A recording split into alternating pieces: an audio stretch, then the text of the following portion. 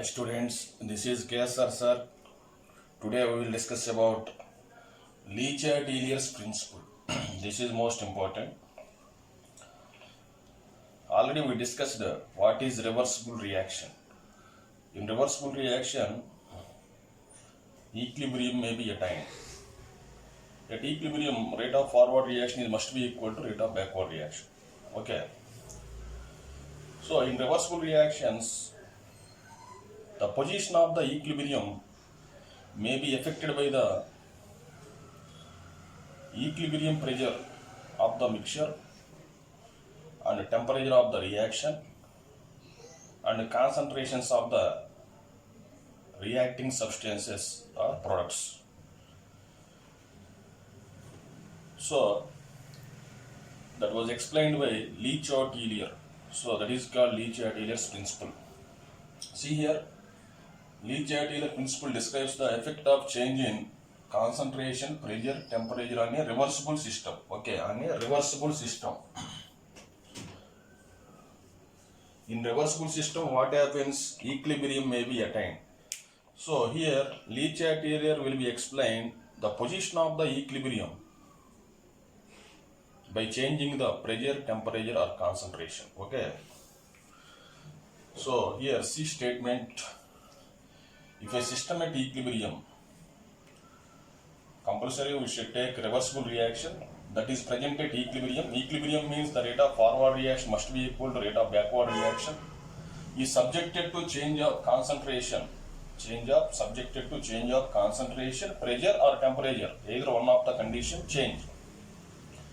If a system at equilibrium is subjected to change of concentration, pressure or temperature, what happens? The system adjusts itself. In such a way, the system is reduced or modified. Okay, the system moves which side? The system is modified or reduced. The system which adjusts itself. Okay, if a system at equilibrium is subjected to either one of the property, change in concentration, pressure or temperature, what happens? The system adjusts itself in such a way the system is modified or reduced. That is called Le-Chatelier principle. So first one, factors, effect of change of concentration. So see one general example. A plus 2B gives rise to C. Here number of moles 1 plus 2, 3 moles. Here 1 mole. That means here 3 moles taken reactants, 1 mole product is formed. This was increased 2 times. What happens? Here products also increases 2 times. Here either one of the reactant concentration increases, product concentration also increases. That means increase of concentration of reactants of the system at equilibrium. Once attainment of equilibrium, after attainment of equilibrium, increase the concentration of the either one of the reactants of the system favors the reaction forward direction. Okay, favors the reaction forward direction. In the same way, reduce the concentration of the products. That means removal of concentration of products time to time at equilibrium after attaining. System will move backward direction, will shift in the backward direction. So what you have need that modified depends on that modified. Okay, that is the effect of concentration. Okay students,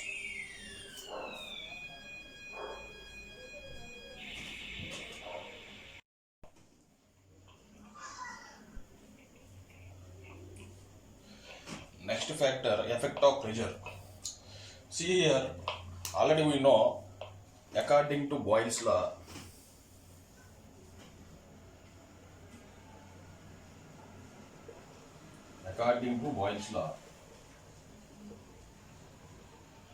volume of the given mass of the gas inversely proportional to its pressure.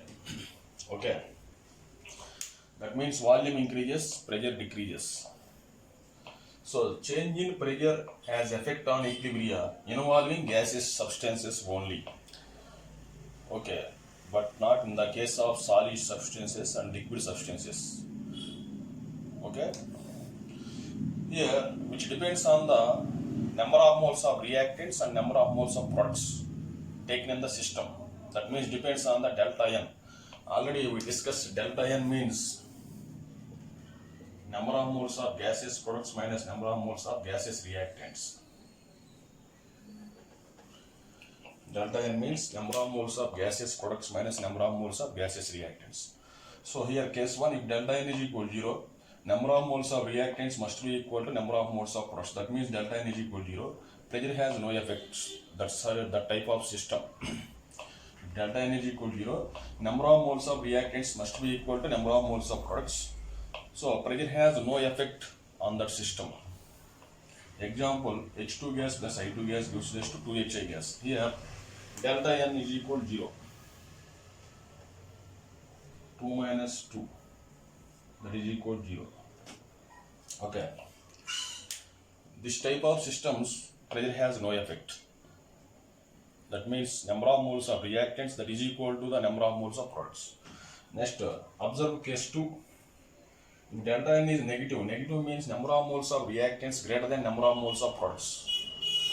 High pressure is favorable conditions according to Le-Chatelier's principle. Delta n is equal to negative, number of moles of reactants greater than number of moles of products. High pressure is favorable condition, such type of systems. Here see example, N2 gas plus 3H2 gas gives rise to 2NH3. Here reactants, number of moles of reactants is equal to 4, number of moles of products is equal to 2. That means NR greater than NP, that means number of moles of reactants greater than number of moles of products. Such systems, high pressure is the favorable condition. Next, if you observe case 3, if delta n is equal to positive, that means number of moles of reactants less than number of moles of products. On such type of systems, low pressure is favorable condition. For example, PCl5, here 1 mole, here products 1 plus 1, 2 moles. So here number of moles of reactants less than number of moles of products. That's why here low pressure is favorable condition according to Le-Chatelier's principle.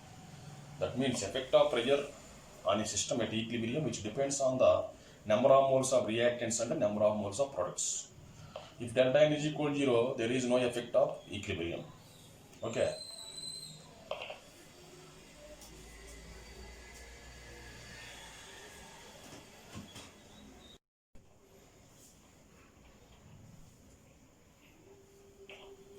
See students, next factors, effect of temperature, effect of change of temperature.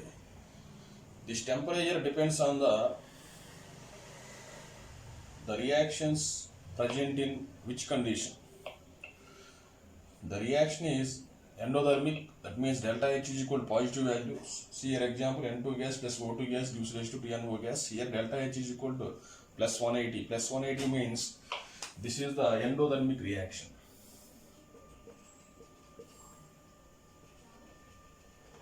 Endothermic reaction.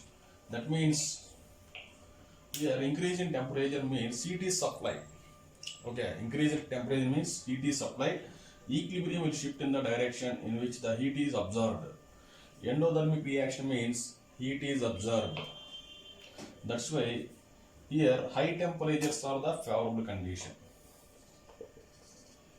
High temperatures are the favorable condition. Such type of reactions. For endothermic reaction, that means heat is absorbed. High temperatures are the favorable conditions.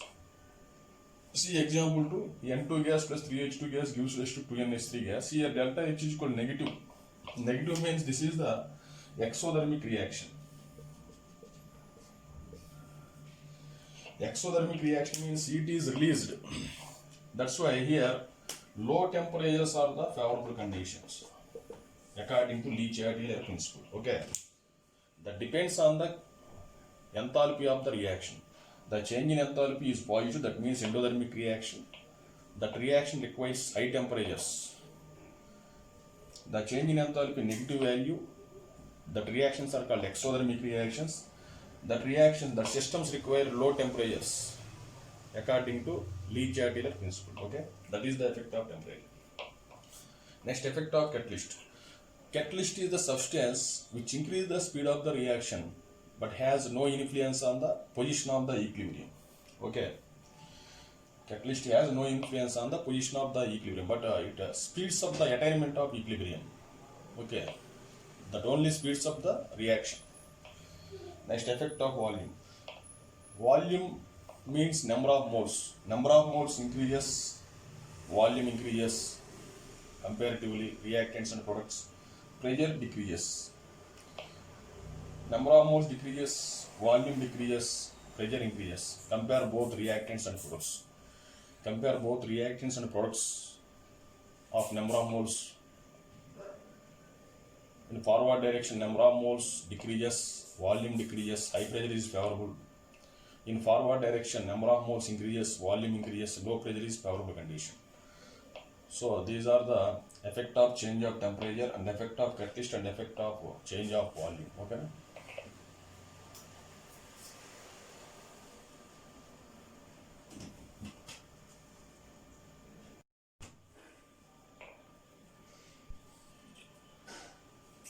See students, next last factor, effect of addition of inert gas.